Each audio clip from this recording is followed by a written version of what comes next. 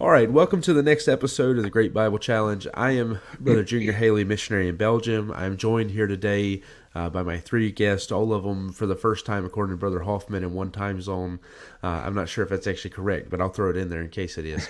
No, for the first time, we have these joining us. We actually have, more important than that, three fellows who actually know each other outside of the Bible challenges, all coming together to compete today. And so I'll introduce Brother Hoffman first, since he is actually the leader in the polls right now. He is the current leader for the People's Championship I this love you, year. Stefania. He is I think, the winner of the points championship last year. I think on a technicality, he won the points championship last year. And so I'll introduce Brother Hoffman. He is a missionary coming here to Belgium. He's on, I guess, deputation, furlough, something. I don't know what you call it at this point. Further, I don't know. If you're changing fields, I don't know if you call it that anymore or not. But Brother Hoffman is coming here to Belgium to work in the field where we're at. And then some of our people also know Brother Julius, who was involved with not the last one of these, but I guess the one before.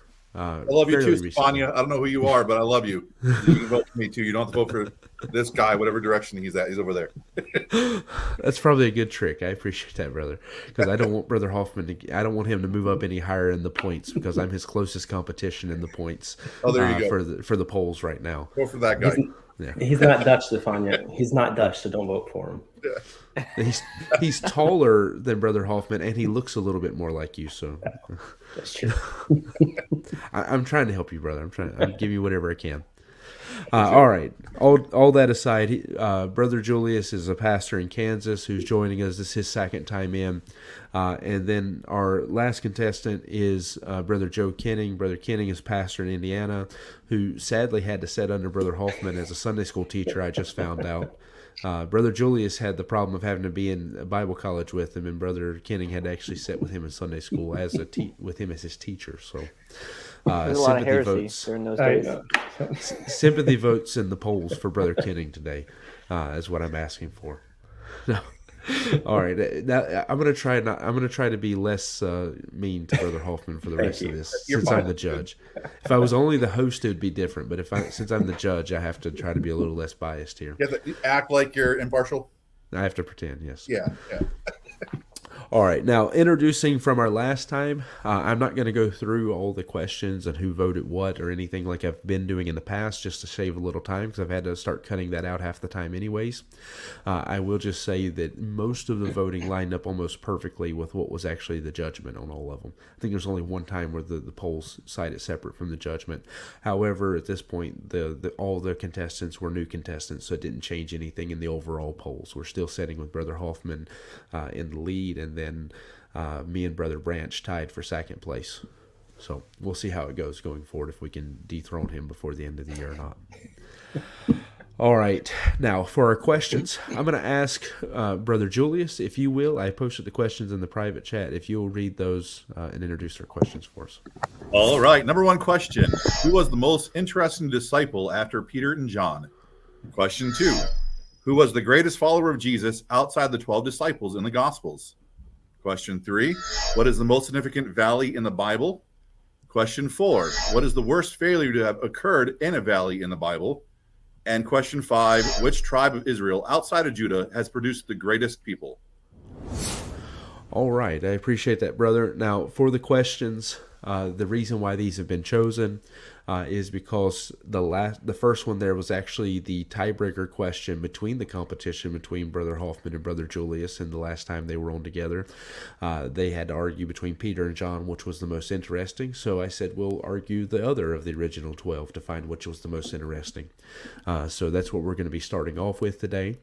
The greatest follower is because last month we had a conference dealing with following Jesus and what it means to follow him. And I asked this question then, but everybody said Mary. One of the Marys was chosen by each of the contestants, and so I just changed the question. I made it which Mary was the greatest follower of Jesus, and I said I'll bring the question back this month and see if I can get somebody to say somebody other than Mary. So we'll be going into that one next. Then for the two questions about valleys, the reason for that is because our theme for July is the valleys of the Bible. We're going to be going through the valleys of the Bible and trying to take a few stories and some ideas from them throughout the month. And then the last question was actually proposed by Brother Hoffman. It was a question that he had sent when he was recommending some ideas to me. I liked it, and so I threw it in here this time around. Originally, I put it on the list when he wasn't supposed to be competing. It was just going to be two of his friends, and then he got through into it with them. So that's how he wound up getting to compete on his own question that he come up with. But anyways, those are our questions for this month. I think that they are going to be some good questions as we get into them tonight. And for our first question, Brother Hoffman, since he is the one leading there in the polls, will be going first as he answers the question, who was the most interesting disciple concerning those original 12? Who was the most interesting disciple after Peter and John?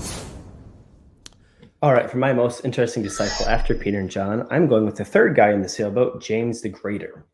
First of all, he's the only decent disciple whose death is recorded in the scripture. We know in Acts 12:2 there that Herod beheaded him. But James is actually a very interesting character. He's one of the only two people that Jesus Christ, really gave a nickname to. He called him Boanerges, the sons of thunder. As someone myself who sometimes gets a little heated up occasionally, I appreciate these hotheads here. He wanted to call down fire from heaven, him and his brother in Luke 9:54 there.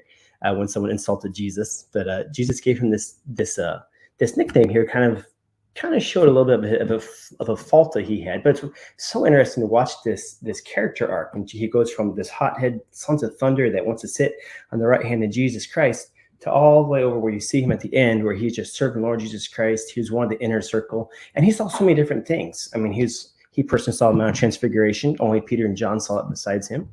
When Jesus raised the little maid, Jairus' daughter. He was only one of the ones that saw Jesus raise her from the dead over there in Luke, because Jesus put everyone outside there in Luke 8:51. He was called one of the pillars of the church by the greatest Christian who ever lived, Paul. In Galatians 2:9, he called James one of the pillars of the church. Just so interesting. So many things in his life. He was there from the beginning of Jesus Christ. He personally saw Moses and Elijah at the Mount of Transfiguration, like I said before. But he's just an amazing person. All right, I picked for the most interesting disciple, Nathaniel, and basically I took that from John chapter 1 and the text that's there when he's introduced to the Lord, and he's told about this man from Nazareth. He said, "Is anything good come out of Nazareth?" And so the Lord had something interesting to say about him, about a man that had no guile.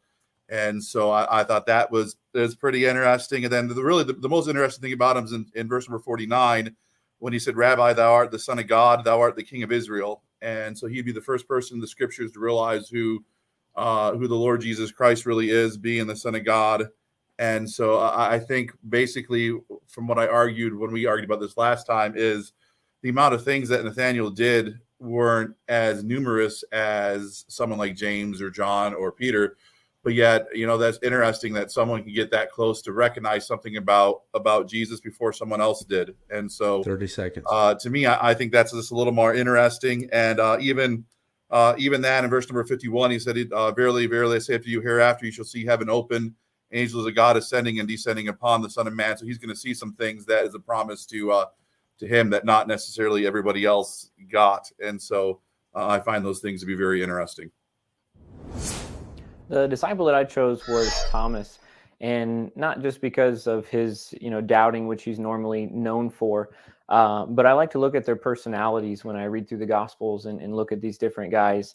And the one thing about Thomas is you see him really speaking 2 times in the Bible, 3 if you count when he comes in and talks to the Lord again. But the first time is in John chapter 11 when Jesus Christ is going to raise Lazarus from the dead. And the other disciples are trying to stop him from going because they've pretty much got a hit out on Jesus to go back for the Jews. And Jesus obviously tells them, "We're going." And in John chapter 11, verse 16, it says, "Then said Thomas," which is called Didymus, he says, "Let us also go that we may die with him." And I find Thomas interesting because he almost comes across as a sarcastic individual. That these disciples were individual men, and you think about 12 guys standing around following Jesus, they're going to have their own personalities. And the same thing in John chapter 20, when Jesus shows up and he's not there, everybody puts it as a as a doubting thing, that if I don't see the hands and all those sort of things. But for me, I read it as almost like, if I don't see it, then I'm not believing it. And so I just see his kind of a sarcastic nature about him in the two times that he really shows up in the scriptures. All right. Well, both are very good choices. Doubting Thomas, I kind of see him as a little bit as an Eeyore when he says, "Oh, let's go see Jesus. We're all gonna die." So I kind of see him as the Eeyore for those of you like Winnie the Pooh there. Nathaniel, great man. But honestly, obviously, Jesus found James, a little more interesting because he included him in the circle there. James did see the amount of transfiguration. James did see many of the miracles. Jesus gave him a nickname. He gave anyone else a nickname. I would kind of like that. I like that had the little personal inside thing there with Jesus Christ. Jesus like, "Hey, crazy." That's kind of what he called there, James, and he kind of wanted to burn people alive. That's a pretty interesting thing, if you ask me. All right, and then Brother Julius, you can go ahead and jump in. All right. Well, I struggled with this question in the first place anyway, because the whole interesting is a very subjective thing. And so to me, I'm not interested in people. I'm really not interested in any disciples. I'm interested in the Lord Jesus Christ and just maybe how he interacted with them and how he loved somebody. And so to me, I'm just more interested in the interaction here in John chapter 1 with how Jesus interacted with this one individual in that time and place. And so obviously John is the better apostle and more important to things that are going on in the scriptures. And Thomas, I think that's interesting as well. But to me, just as far as the word interesting goes, this is more interesting, at least to me, just because of the interaction with Jesus there. All right, then Brother Kenny. Yeah, if you go off as far as like the nickname for James, he also gave that for John. So that doesn't really distinguish James above John, one or the other. They both were named that because they were following their mom to get something from the Lord Jesus Christ. And as far as like interactions go, obviously Nathaniel had a great interaction with Jesus Christ, but even though Thomas was doubted in that sense, the Lord still gave him an interaction in which he literally tells him to put his hands in his side and see it. And even though it's negative, we often learn the most lessons from the negative interactions of people. And so I just particularly like Thomas's his character or his personality through it, even though it may not have been the greatest. All right. Well, I have to say that on this one, I think you all did a good job coming in on the first question. If I'm going to go through the answers and try to determine which one I'm going to go with, to be honest, when it comes to selling it to me, while the question itself may not be your cup of tea, you still have to find a way to sell it to me. And so I agree with you that the interaction with Jesus is very interesting, but you have to find a way to sell me on Nathaniel being interesting. And while you brought some good points, don't take me wrong, that was the one that, if I'm marking these out, that's the first one I can take off of my list. The other two, to be honest, I want to, and it's not personal against one of you, I want to go one direction, but if I'm going to give a fair and proper judgment, I think I have to go the other direction. And what I mean by that is, I very much liked what you brought on Thomas, and my personal preference, I think that you did a really good job bringing that and bringing in a slight opinion of the fact that it's your first presentation, first time you're answering a question. I want to go with you, but if I'm going by just the information that was given to me, I honestly feel like I have to go with Brother Hoffman on it, just because of the fact that he came very well equipped for what he had to say. He gave a lot of information about the character, sold me on James in a way that I wasn't originally sold on him, because James often gets kind of overlooked by the fact that he's the least interesting of that inner circle. And I think that probably was the best jab anybody could have made against him, is that out of those three, he's the one that's the least interesting. However, I do have to note that there was some good rebuttals and good jabs given against everybody. And I'm still, at this point, hesitant because of the fact that I thought you did such a good job presenting Thomas, even though there's less information to give on him, that there's a part of me that wants to reward the point that way. But if I'm just going to go by what I feel like is the fairest judgment and actually taking all the information that's given, I'm going to have to give the point, reluctantly, I'm going to have to give the point to Brother Hoffman for this one. It's not I can't personal. win for losing. I can't win for losing. I really can't. It's not reluctant because of you personally. It's because I feel like that he did a really good job presenting that, and there's did. part of me that wants to give it because I do want to Do it, brother. Follow the leading of the Spirit. Well, it's the right answer, probably. So Stefania, I need you. All right, but I'm going to stick with what I feel like because I wrote down my notes here and I'm going off of the information that I have written down. Then I am going to have to go with Brother Hoffman on it. Okay, as we go into our second round today, we're going to be asking the question, who is the greatest follower of Jesus outside of the 12 disciples there in the Gospels? And I've put some qualifiers because I tried to ask this question and I wasn't getting the answers I was looking for, so I had to keep adding more and more stuff. As I said, we had to, everybody wanted to argue Mary and so forth. So in order to get down to where we're actually just looking at people, and let me be clear because there was some discrepancy about what I mean by this question. I am just looking for those people there in the Gospels who follow him in some capacity. I don't mean people who literally leave everything behind and follow him like the disciples did. So all of your answers are within that realm. All right, now saying that, as we go into the question, I will be having Brother Julius go first, and then after him, Brother Kenny, then Brother Hoffman, as we get into the question. all right, my answer is the Roman centurion in Matthew chapter 8. And he was the man that went and to where Jesus was to get healing for his servant. And so he obviously knew enough about him and to follow him because he knew there was nowhere else for him to go.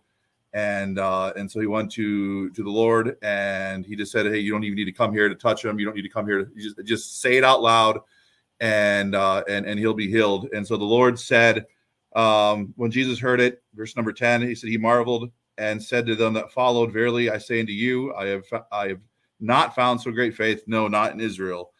And so to me, that compliment that the Lord gave him, when you look at Hebrews chapter 11, verse number 6, without faith it's impossible to please him.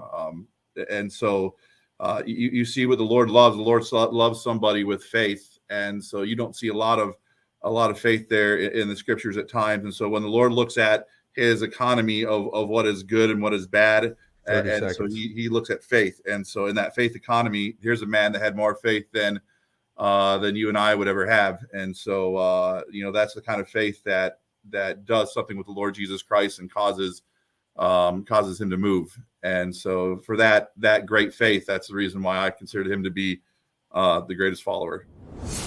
The person that I chose as the greatest follower is Lazarus. And it's really interesting because he doesn't actually say a whole lot or really anything that's recorded in as far as the Gospels, but he's always there. Even though the story is most of the time centered around Mary and Martha, Lazarus is there next to him eating dinner.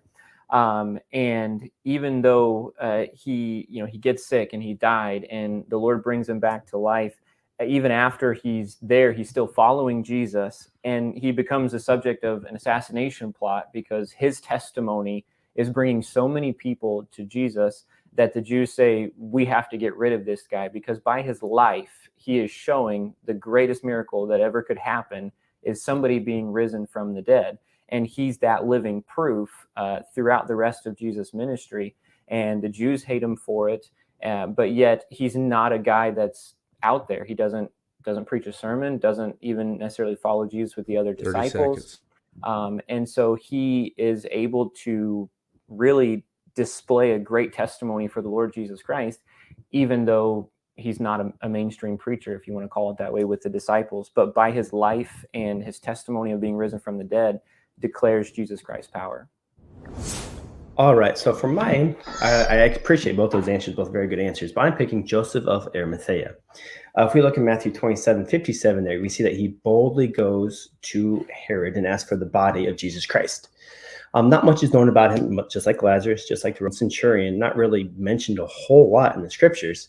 But this man offered something to Jesus Christ that was just really incredible. It was really, Lazarus, yes, he was a recipient of a miracle, but he didn't really do anything. He was just kind of like the typical male, just around eating the whole time.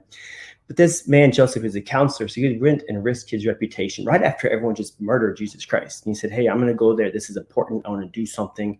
I want to honor this man. I want to honor the one he believed was the king of the Jews. And he went up there and he offered his tomb. And actually, that is very interesting because it's got the garden tomb. I personally have been there many years ago. That's still being used today. He gave Jesus Christ a platform to provide his greatest miracle, to rise from the dead. To and he gave an area there. He gave a platform. He gave his tomb the place where Jesus can roll the tomb. The angel rolled the tomb away. Jesus came out of the empty tomb, and we can actually see that today. I mean, millions of people go visit the garden tomb every single year, all because Joseph was willing to risk his reputation, risk his riches, risk his name, risk everything he had to say, I want to put Jesus Christ in here because this man deserves something. So I think because that gift is still giving today, that he is the greatest follower of Jesus Christ outside the disciples.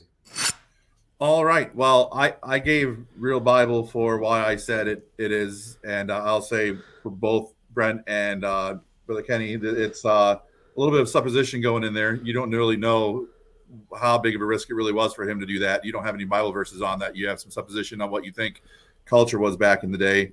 And Lazarus is not mentioned at all in the scriptures as far as being around Jesus until after that he died and the Lord rose him up. I mean, the Lord loved him, but it didn't have any sort of thing the other way. And so there's a lot of supposition in both those points that you cannot prove through the scriptures. And it might sound good in preaching, but it's not Bible.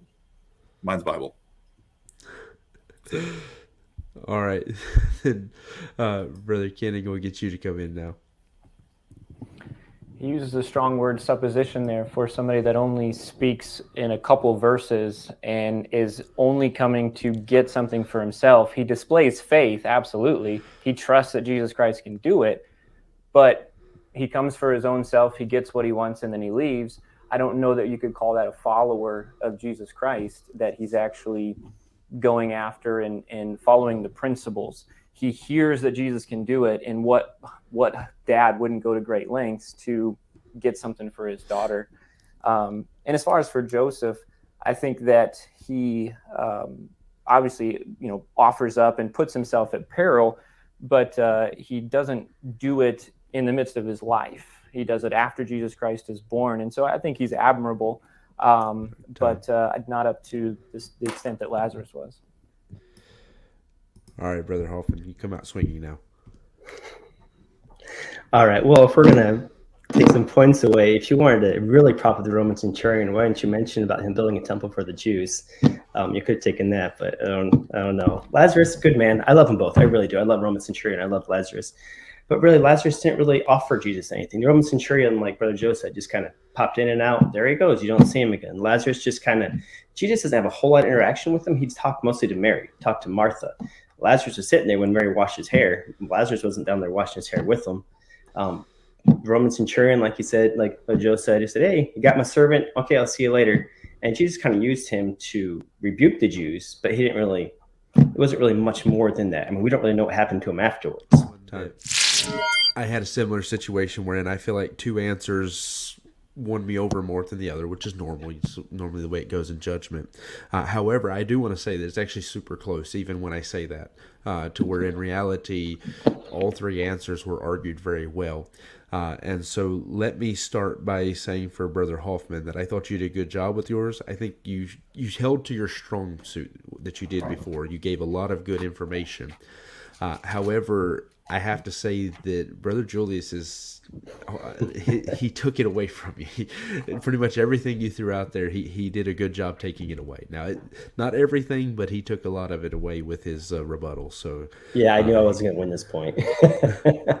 Now, between the other two, I have to say that, Brother Kenning, I feel like you're in the same place you were last time, that your answer is this close to winning me over, and I'm still struggling with whether I should go with you or the other one, because really, for your first time in, you're doing a great job giving some good information and arguing your points.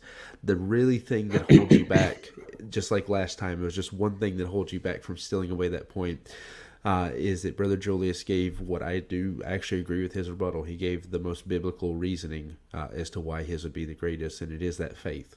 That faith is so key to our following Christ and what it means to follow him. So the fact that you were able to weave scripture into that, to reference why that's so important, but also to bring out the fact that Jesus made that himself, that comparison, that compliment that he gave. That was the thing that really it's right there on the edge between the two. I think that's the thing that pushes me just over to give the point to Brother Julius on this one. Is that I think you did by bringing out that about faith and the fact that Jesus himself said, "I've not seen such great faith." I think that was the thing to really bring it over. It also hurt a little bit on Brother Kennings that they were able to attack you a little bit in the rebuttals, whereas the rebuttals against Brother Julius really weren't able to take away what he said, in my opinion. It was a good try, but it just wasn't able to undermine him. Whereas I guess you can't come back, but that's Bible. This is the Great Bible Challenge, right? It is the Great Bible Challenge. All right. I said the moment I saw his answer, I'm like, yeah, he got this one. I'll be honest. When Brother Kenny come in his rebuttal with you throw around supposition, he almost took it back from you. He almost got it back just because he got me with that. He almost took it back. Whether it was the right answer or not, he still almost pulled it back on that alone. So, but I have to be fair. I can't let my enjoyment of a good comeback determine who's going to win. So. I give points for it, but it can't be the main reason why I choose somebody.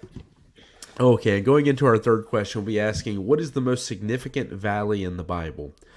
So again, this isn't line up with our theme on the valleys of the Bible. We want to ask, what is the most significant valley in the Bible? And I'm going to be starting with Brother Kenning on this question. The valley that I chose as being one of the most significant is the Kidron Valley. And we find it through much of the Old Testament and the New Testament as well. It was the place outside of the city of Jerusalem where many of the leftovers and things that were supposed to be dumped out from the sacrifices would go into that area as well. But you have some pretty major significant events going on as well. In 2 Samuel chapter 15, when Absalom's coming in and is rebelling against King David, David flees the city, and the Bible stipulates he goes over the brook Kidron. Over that Kidron Valley. You have 2 Chronicles 29, 30, 31, Hezekiah's revival there. But also you have in John chapter 18, verse 1, it would have been the same valley brook area that Jesus Christ crossed over the night of his arrest to get to the Garden of Gethsemane. And it is just it's something that whenever somebody was in trouble, King David, picturing Jesus Christ, crosses over, and Jesus Christ crosses over. The sacrifices that happened in the temple were dumped in that area right next to Jerusalem. It just becomes a pretty prominent area, an area of almost bad, but in the end good as well. All right. Well, the valley I'm going to go with is in Ezekiel 39. This is the valley of Megiddo, or Ezekiel 39 says called the valley of Hamon-Gog. This is where the battle of Armageddon takes place, where God just shows us his awesome, mighty power. If you look in Ezekiel 38 there, he's talking about just kind of playing with Gog and Magog, or Meshach, the chief princes there. He's like a little fisherman, just kind of like playing with his catch there, just kind of reel him in and out. And this is when man thinks that he can get together and just destroy God. They think we're getting rid of God, we're getting him out of here. And God just plays with them, just absolutely annihilates them. If we read here in chapter 39, we see that he destroys them so bad that there will be take people 7 years just continue employment, just burying bones. If people walk by and see a bone stick, they put a little flag there, and people are going to bury them there. So this valley is just so important to humanity. And actually, what's most interesting though is if you read in Ezekiel 39:21, this is what I really like.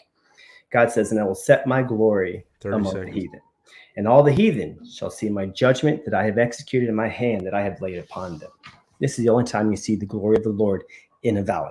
This is the only valley in the Bible you see where the glory of the Lord shows, and the heathen are going to see it. They're going to see their judgment that he just did. They're going to see that, oh, we can't get rid of him. He's God. We gathered everyone together because the Bible says there's so many covered the ground, and God just said, sweat up my brow. I can just take you out. So this is the most important valley. All right. I almost feel like there's a little thing that needs to be put on this because I think Brent's and mine are almost the same, but they're different. I think his is Revelation chapter 20, while mine's Revelation chapter 19. And this is the second advent, is the Valley of Decision there in Joel chapter 2, also known as the Valley of Jehoshaphat. And so you have things like Zechariah chapter 10 taking place there, Revelation chapter 19, when the heavens open and the Lord comes down. That's technically there. That's Armageddon. Magog and Gog are after the 1,000 years. That's where Ezekiel comes in there. And so But this is where most of the prophecies and things that are going to get to be fulfilled in the Old Testament, there in Isaiah and Psalms, and even Ezekiel, they're all going to come into play right there. And even so, as much that you have God Himself, He's telling in Joel chapter 2, He's telling them that are weak, strengthen yourself, go beat your plows and pruning hooks into into weapons and come fight. And He's kind of daring the whole world to come after Him. And so that's that moment of time. 30 seconds. And even in a technical sense, I think Kidron is actually in that valley. And so we're almost all kind of in the same valley at different time periods. And so it's kind of a complicated one altogether. But the time I'm talking about in Joel chapter 2, to me, is the crowning achievement of the Lord Jesus Christ and the crowning time of all the whole Bible coming to that point. All right, Brother Kenny, you go ahead and start off the rebuttals for us. I mean, I think it makes sense that we all three would be similar in what we're doing, because that is one of the crowning, achievements of, as Brother Julius said, the end of times and what Jesus Christ is trying to do. But I specifically chose Kidron in the name for that, because it's not only used just in the end, but God is very interesting in that He typically does things often in a repetitive nature, and using the same places over and over again, places like Bethel and places like Mount Moriah and all of those. And Kidron is one that's named multiple times, especially in Jeremiah chapter 31, towards the end there, 38, 39, 40, when the Lord describes how He's going to rebuild after that battle, He uses the brook Kidron as one of the boundaries there. All right, Brother Hoffman, you come in now. All right. Well, I know this is kind of a lot of overlap here, but honestly, if we're gonna go this way though. Kidron is more. People think of that more as a brook. You hear Kidron, the first thing you think of is brook. You don't really necessarily think of that as a valley. And whereas the Valley of Decisions, that's like one of the most misapplied verses in the Bible. People say multitudes of Valley of Decisions. You're trying to get people to come to the altar. So. All right. Well, the Valley of Decisions, I will say first, it's where the Lord is going to show His glory on Israel and right all the wrongs that happened to Israel. I also still say, in Revelation chapter 20, verse 8, I was going after that, and shall go out to deceive the nations which are in the four quarters of the earth, Gog and Magog, to gather them number of the sea and the sand of the sea. So I still think it'd be a little bit different. And then you have Kidron. Every time you look up Kidron in the Bible, it talks about the fields. And so you have this big valley. In the big valley, you have some fields that are later, and then it looks like you have Kidron. And so, biblically speaking, I don't know if you could really call it. The Lord doesn't call it a valley, and so I'm not going to call it a valley. But you have that valley decision, and just because other people misdo it, I'm not doing it wrong. This has to be one of the more interesting questions. To be honest, I'll take some of the credit for the fact that I should have probably tried to guess where you guys were going to go with your answers, or even thought about them a little bit more. To try to weigh this out. But like Brother Julius, I've just come out of a super busy period of my life, and I didn't have a chance to go over y'all's answers a little better and try to rake through them and see where you were going. The only person who I actually knew immediately where he was probably going to go was Brother Hoffman, and I warned him that choosing the answer the way he did and presenting he was going to do Ham and Gog would probably just make it more complicated on him, but he doesn't listen to me. So I warned him. The other two, I didn't try to predict where you were going. And so I'm going to try to judge this as fairly and unbiasedly as I can in anything. And one of the things I'm going to have to do that is, because I did allow Kidron to be presented as an answer, I do have to count it. And I do have to I will give credit that each of you did find a way to take, even though you're essentially arguing almost the same, you're arguing the same area, if not the same valley. I am going to give credit that each of you found a way to distinguish yours. You found a way to bring it out just a little bit. And so I'm going to start by saying that Brother Hoffman really hurt himself with the rebuttal. He also really hurt himself with going the most complicated way you can to get to Megiddo, which I warned him. But I wasn't supposed to be the judge, so originally it didn't matter. And now, because Brother Haley had to back out and I'm the judge, I'm sorry that it does matter now. Let me say, for people listening at home, because some of what we've discussed as a group is not going to make it into the video, so I'll give a condensed version of it, is that I personally believe that Megiddo is the same valley being talked about with Ham and Gog in the Battle of Gog and Magog. That's my personal conviction. Obviously, other people have presented different views, and that's fine. I don't have any issue with that at all. I'm never bothered by something like that here. I know Brother Hoffman's on that page. That's why he presented that as his answer. So for people at home that maybe don't know what's going on, why we're talking about this being so close to the same answer, that's why, is because it depends on your perspective and your point of view about how you look at these passages as to whether or not we're all talking about the same thing here or not. Now, saying that, by bringing out the valley and the fact that it is the place where Jesus will have that ultimate victory there against the kingdom of the Antichrist, I think that's a great way to distinguish yours.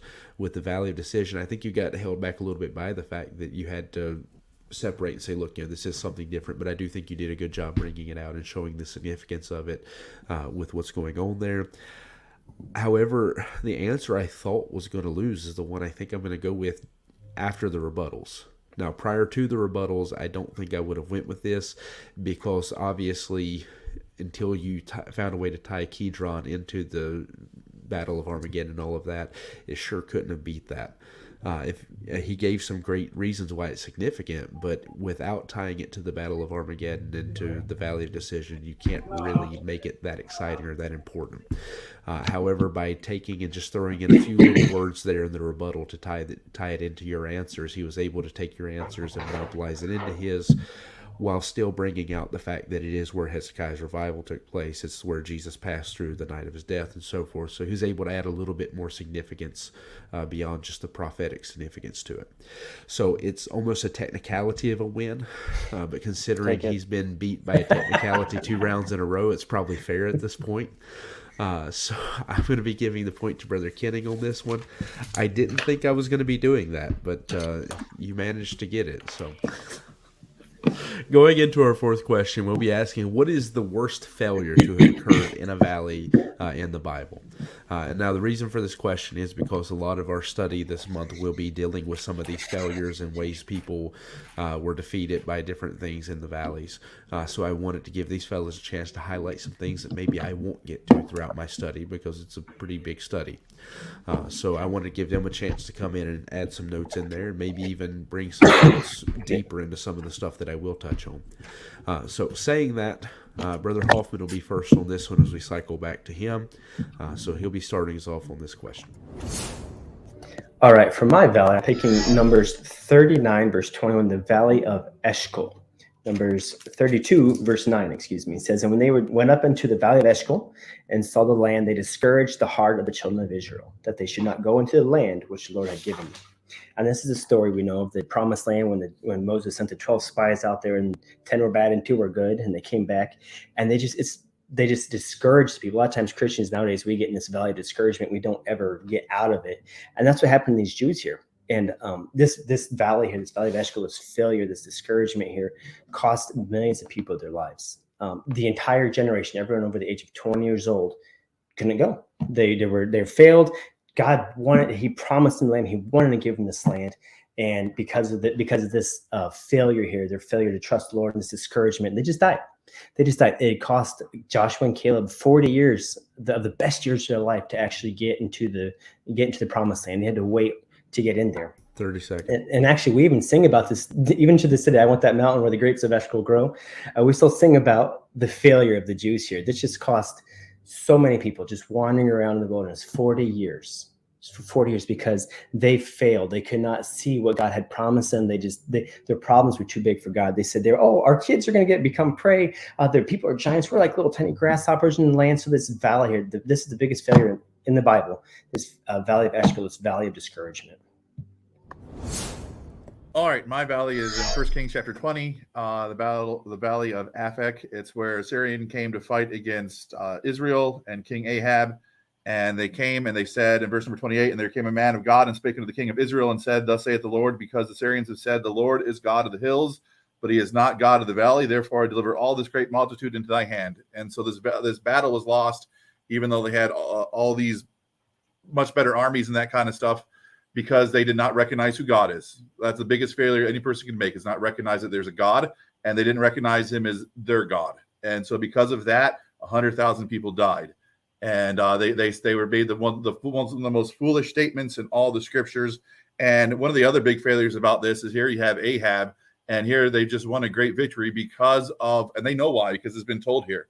Also, and they won't come back to the Lord. And then another problem the Syrians had is they did err not knowing the scriptures, because they had access to the scriptures at this point. They should have been able to know there are plenty of valleys that God won and had victories in, going from Goliath and all through there. And so they should have known better, but yet it's a total on both sides and everybody involved. It's a total failure, 100%. And one of the biggest failures about this is most people don't even know this is in your Bible. And this is one of the greatest lessons that you can learn, and yet people just don't even know it's in there. The valley that I chose was in 2 Kings chapter 3 with the defeat of Moab and Edom, and he was with the king of Edom, and as they come in, the nation of Israel is fighting, and they come into the valley, and they're kind of beset roundabout in a kind of a hopeless situation as they put themselves into quite often. And the prophet there tells them to dig ditches. And so they dig all these ditches, and the Lord fills them up with water, not only giving them water that they needed as far as for their army, but in the morning, the Bible says that the sun rises and it shines on that water, and it looks like blood. And the Moabites come out and start seeing that and are surprised, and they come in, and Israel's able to beat them. And it's one of the worst failures because of the extent at which they were able to overcome them. You read in 2 Kings chapter 3 from 23 down to the end of the chapter, they destroy most of the people, they destroy the cities, they destroy the land, they salt the land, they throw rocks in the land, they stop the wells, they cut down the trees. And Moab, even the king of Moab there, ends up sacrificing his own son in a pretty significant failure for Moab in a victory for the nation of Israel. Okay, those other two, yeah, they're big failures. But if you look at it, only 100,000 died in the one, and thousands died in the other, as opposed to millions of Jews dying. And there's a huge difference between the heathen dying and God's people dying. The heathen are failing and God's people failing. The heathen they're supposed to fail. They don't have God as their God. They're gonna fail. God's people aren't supposed to fail. We have the promise of the Lord. The Jews had the promise of the promised land. They had the promise of the land flowing with milk and honey. And they still failed because they doubted God. I mean, yeah, the Moabites, the Syrians, yeah, they're going to fail. They're lost. That's what we expect that of them. You don't expect that of God's people to fail. And like I said before, millions dying versus just thousands of dying, it's such a bigger failure that many people have died. All right, Brother Julius. All right, with the Valley of Eshcol, I wish my failures would account for God taking care of me for 40 more years and not making my running out of food and all that kind of stuff. So the immediate failure is definitely not there. And then with the other one, at least Israel had a victory, and this one, no one won. And even when you think about it, God wanted someone to know that he was God, and that's why he did all of it. But yet at the end of the day, people are so foolish that no one still recognized him as God. And I don't want to say that God failed, but in that respect, mankind failed God. And so it was just a total failure all the way around. And so that's why it's the worst. It's the worst. All right, Brother Kenny. I would have to say for Brother Steve's there that if no one won, then no one failed either. It's just kind of a stalemate, and they walk away. And you could say the general sense of, well, everybody failed or everybody, dealt with it. Okay, well, that's one thing, but without a clear winner or a loser, how can there be a failure? And I get where Brent's coming from with as far as the spiritual failure of, what's going on with the nation of Israel. But I think from a physical perspective, as well as a victory perspective, that God's greatest victories are often the heathen's greatest defeats. And that's the way that God works. It's, with the picture of the blood and the sun rising and the blood being all over the valley harkens to the prophecies in the future of Jesus Christ and the second coming and all the things that go on there and the defeat that's going to occur to the wicked when Jesus Christ does that. No, this one's tough. I got to be honest. This one's really tough because while there is what normally would be considered an obvious answer, you guys have really come back and give me some stuff that is really hard to. It's really hard arguments against that one. And so I'm really going into this one. I'm going to have to struggle for a second and reason my way through this in real time because I don't have an answer yet. I do have to say I have to count out my own personal bias, though, because I actually have a personal bias towards Brother Julius's answer because it's actually what I'm preaching on Sunday. Is that exact story, and it's been one of the stories I've really liked for a long time. So, sadly for you, personal biases don't get points. I have to keep those out. However, I do have to say, like as far as rebutting, I think each of you did a good job. I have to note that the argument that if nobody won, then nobody failed isn't necessarily true because if everybody loses a race, everybody still loses a race. Just because nobody won doesn't mean that nobody lost, especially when his argument was built around the fact that they didn't know God. That people didn't know who God was. And so I do have to say that both of you took that Brother Hoffman, I felt like, had, again, the obvious answer with Eshkol. He had such an obvious answer there that I think both of you did a good job taking a lot of the steam out of that by coming in and arguing that, of course, greater defeats are going to be usually at the hands of others. Although it was said more like a joke, it was still a good argument that God did take care of them. It's not like this was a great defeat in the sense that they're all dying, lost, and so forth, and God's forsaken them and He's done with them. It's more of a defeat because of the fact of the time that was lost and the fact that it was a failure. It's a tragic thing. It's one of the saddest stories in the Bible, and I do agree with that. But I think that y'all did a good job of taking some of the steam out of it.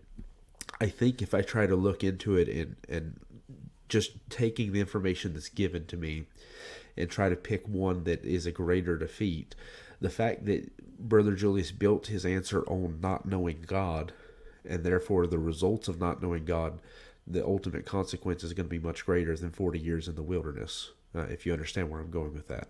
The fact that you had people who were heathen, and their defeat is not a temporary thing. It's not an inconvenience. It's an eternal defeat. I think that if you look at it in those terms, that is something to be weighed and measured in it.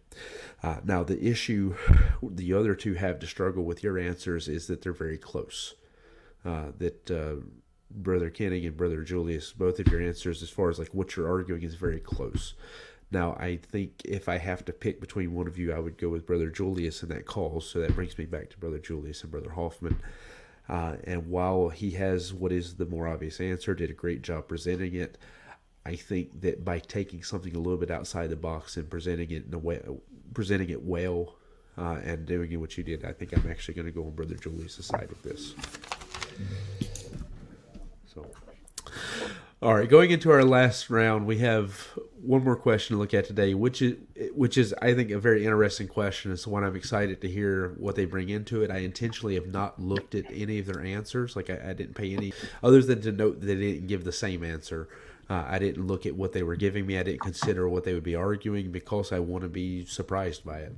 But I really like the question when Brother Hoffman had suggested this. And so our question is, which tribe of Israel, outside of Judah, of course, because Judah is where Jesus Christ comes from. You can't really argue Judah because you can't argue against Judah.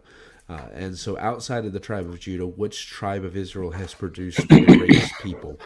And so for this round, because Brother Julius has the lead and he was going to go first anyways, he's going to be going first on this one. All right, I picked the tribe of Levi. The Levites were a chosen tribe to do the ministry of the Lord. And so just by that fact alone, the times I got to do that through all the scriptures and even things that aren't necessarily even written in the scriptures, as far as just the opportunities they had to do sacrifices for the people. I mean, that's just a great ministry that they had. But then the people itself, you had people like Moses, Aaron, Miriam, Jeremiah, you have Ezekiel. I mean, a lot of the people of Malachi, a lot of your Old Testament was written by those in the tribe of Levi. And so those are some great people. Those are some of the greatest people like Moses. You really can't get much better in the Old Testament. And then Asaph and what he did there in the Psalms and all the ministries they got to do with all the music and and just the work in the tabernacle and all those things. And even back in the books of Exodus, when you had who's on the Lord's side, where the rest of Israel was going away and going astray from the Lord, they still stayed on there. When Israel, the 12 tribes, northern tribes, they left and they started worshiping Baal. You had still the Levites came from the north there in 1 Kings chapter 12 and 13, and they came back to the southern tribes. And so Levi has always been that tribe that, yes, there's some bad things in there, but they have stayed consistently closest to the Lord out of any of the tribes. The tribe that I chose was Joseph. And so the reason that I chose it was, one, in terms of the greatest people, not necessarily the works that they've been able to do, but the multiplication and the blessings that came from it. In Genesis chapter 48, you have Jacob, and he's blessing all of his sons. And Jacob takes Joseph's sons, and Bible says in Genesis chapter 48, verse 5, that I'm going to take them as my own, Ephraim and Manasseh. I'm going to take them as my own, even as Reuben and Simeon, which were one of his first sons that were there. And then you follow them through the Bible, and I know that Ephraim messes up and God deals with them, but Manasseh stays in. And then in Revelation chapter 7, you have the 12 tribes, the 144,000 witnesses being sealed there. And Dan is removed. Dan is not a tribe listed in Revelation chapter 7, but God takes one of Joseph's sons, Manasseh, and puts him in as another tribe. So Joseph ends up being 2 out of 12 tribes at the end of the thing because of God's blessing on him and then his sons that were in after him. All right, I am going to argue the tribe of Benjamin. One word, Paul, the greatest apostle who ever lived, the greatest Christian who ever lived, wrote about half the New Testament. He has great influence on the author, who also wrote 2 more, Luke, who wrote Luke and Acts. Paul planted churches all over the globe. He's the greatest missionary who ever lived. Like Brother Julius said, yes, there were some Benjamites that had some issues. Benjamin was not the perfect tribe, but neither was Levi, neither was Ephraim, neither was Manasseh. But Paul is the founder of the modern day missionaries. He is the man. But I could just kind of rest with him as my only argument, just because he's the greatest Christian ever lived. I mean, look at him, he's Paul. But look at all the other people that actually came from Benjamin. There's Ehud, the left-handed judge of Israel. It's probably one of the most awesome stories in the Bible, when he killed Eglon and his dagger got stuck there. He was a Benjamite. What about the guy that saved Israel? There's Mordecai, who saved him from Haman, the greatest type of the Antichrist in the Bible. And so Mordecai stepped up and did that thing. Esther, his cousin there, also a Benjamite,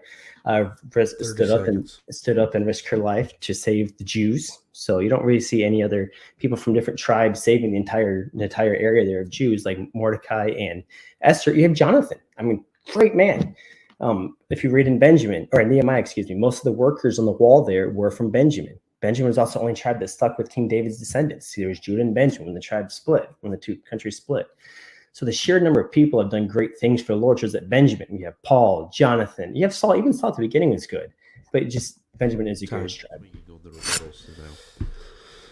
All right, Brother Julius, you go ahead and start us off for the rebuttals. All right. Well, as far as Joseph, they were definitely a blessed, but that doesn't make them have the greatest people. And then as far as Benjamin, they're the coolest outside of Judah. I mean, they're really cool. I mean, I got to admit that. But coolest isn't necessarily greatest. And so, yeah, Paul would be the one exception to that, but he would be a church of God because he got saved. So we're not even going to have to include that in there anymore. So when you look at those who are great, who did things for the Lord consistently in the Old Testament, that's what greatness is. Greatness isn't really fighting. Greatness is doing something for the Lord. And so you can show that through you can show that through Exodus to Malachi in the Old Testament. You can show that tribe of Levi stayed faithful. They were on the Lord's side. All right. Then, Brother Kenning, if you want to come in and do your rebuttal now. And speaking against the tribe of Levi, Jesus Christ, when he's on earth, spends the greatest amount of time and the hardest rebukes to the tribe of Levi, because they had been given so much, and yet they devolved into the point where when there was a guy on the side of the road and the priest and the Levite walk by and won't even pay attention to them. Matthew 23, woe to you, scribes and Pharisees and Levites. So it was one of those, they may have been a great people and given a whole lot, but they really kind of squandered it by the time Jesus Christ comes around. And as for Benjamin, as far as one word, the Apostle Paul says that he was of the tribe of Benjamin, but yet he counts all things but loss for the excellency of Jesus Christ, that he counts it all but dung, that his coming from Benjamin means absolutely nothing. Whereas with the tribe of Joseph, there we go. Okay.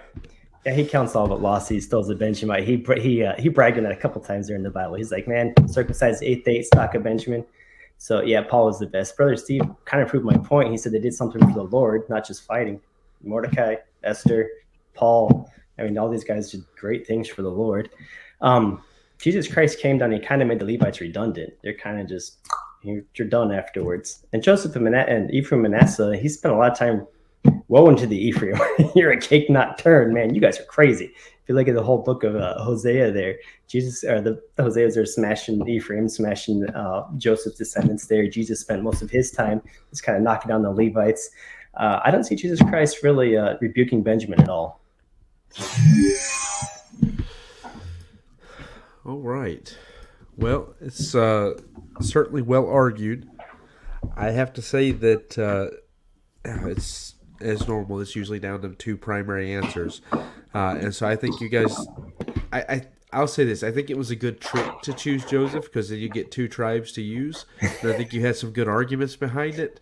But I think when you compare it to what was given, it wasn't able to overpower what they were able to say about the people who come out of their tribes. And then also they had Brother Hoffman actually came back with some pretty good jabs there in the end against it. So I think it was well argued. But I think at this point it has to come down between Levi and Benjamin. And to be honest, I thought going into this question, like I said, I tried to leave as much surprise for myself as possible. I thought Benjamin would probably be a stronger answer just because of Paul. But you did a really good job with Levi bringing out, because both of you did a good job like going in and naming individuals and saying, okay, well, look, you got this guy, you got this guy, you got this woman, and so forth. Both of you did a great job with that. That's kind of what I thought this question would mostly be. But one of the strongest things that you did, Brother Julius, was to bring out the fact that overall, as a people, the Levites have just stood out because of the fact that they've done so much as far as a people as a whole. And so that's the strongest thing you have going for your answer right now. The biggest thing, Brother Hoffman, you have, of course, is Paul, and then also the fact that you were able to fight off some pretty hard attacks. They did a good job attacking you, but you actually had a good answer and a good rebuttal for that.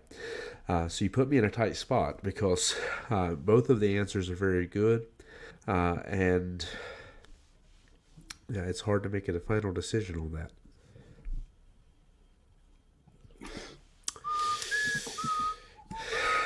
Okay, so if I have to pick a winner tonight for this question, I think reluctantly and by just a little bit, I'm actually going to have to go with Brother Julius on this, just because he was able to extend the question beyond the individual to the tribe as a whole.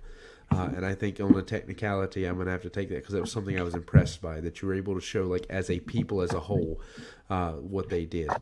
As far as Benjamin, you did some of that. You did bring out some of that, but I think overall I'm going to have to just come down on the side of Levi for this. All right, so the winner for tonight's Bible Challenge is Brother Julius. So, Brother Julius, you can go ahead and give your little celebration there. You be excited as you can be. That's my victory dance. Want to do that again, or No, you're good. You're fine. woo? I appreciate everyone being part of the Bible Challenge with us tonight. I appreciate Brother Kenning, especially coming in doing for your first time. I see you did a great job on it. You could have won any of those first rounds, and so I do appreciate that. Brother Hoffman, as always, you've done a great job. Of course, Brother Julius, with much protest, has won tonight. That all that protest won't make the video for people to know, but I'm gonna include this so they do know that I had to put my video on pause and listen to some Brother Branch level protesting over my final decision. Mm-hmm. But with that said, I do appreciate the fellas participating in this tonight. I want to ask that if you haven't subscribed to the channel, you haven't liked the video, you haven't shared any of that stuff, that you go ahead and do that. We put out a lot of content. We put out a lot of different videos. Every week we have a different kind of Bible study we do on a Saturday. We have a live stream Bible study every Tuesday, and then our church services and so forth. So I encourage people to be a part of that. I also would recommend that I have recently had some people ask questions about how I come up with the questions, and a lot of times they're based around themes of our church, but I am open to suggestions. So if you want to suggest questions in the comments, be sure to do that. If you're not watching this live, be sure to leave your opinions in the comments about who should have won each round, because there is a championship based off of who wins the voting in the polls and so forth. And so it's not just who wins each individual challenge. There's an overall competition that runs throughout the entire year. And so right now, Brother Hoffman is leading in the polls and the voting. So make sure you don't vote for him, but you'll be sure to vote in the comments for who you think won each round. All right. Thank you for everyone being a part of this. I hope that it's been encouragement and help in some way. We look forward to being with you in the next one.